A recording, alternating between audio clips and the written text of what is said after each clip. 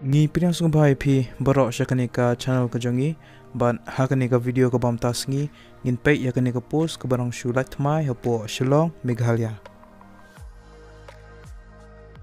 Shoban sedang ka video yakitu ki ba prepare lane ki ba penkre yaki exam kam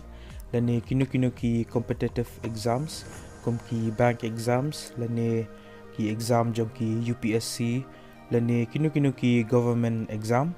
phila ban pe yakini ki code ki bangala bo opo description jong ko video ki ki code ki babha bat phila ban order yaki bat phila ban prepare lane phila ban penkre yaki exam kam jong pi nakini ki code ti ki links jong kini ki code ngala ai po description jong ko video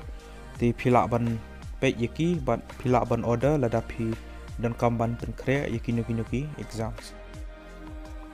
Yakini ke post la palat daka Meghalaya State Rural Employment Society minta ubanai arajar arphoi ka kerteng jong kini ke post kedai program manager ICPMAY G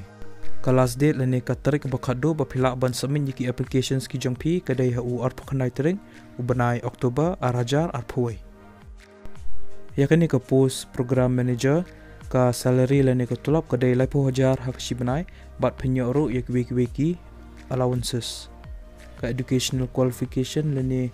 ka jingpulik bapidon kaman pendam syaba pen apply kening post kalong kumne pihaban pendam ia ka post graduation ke jongpi haka rural development lene ka MSc RDAP nakano ka university lene ka institution ka bapa kin I preference bha yagitu ki bala don lupa at least sansnam work experience haki fields rural development. Ki candidates ki bakwa ban apply kani ke post pihak ban submit yaki applications ki jongpi haka prescribed format bat ru yaki biodata bat testimonials ki jongpi educational qualifications artli ki passport size dor ki jongpi bat ka address ke jongpi syaka office jong commission director Meghalaya State Rural Development Society Shillong syaka arpkhandai tering ubanai Oktober arajar arphuai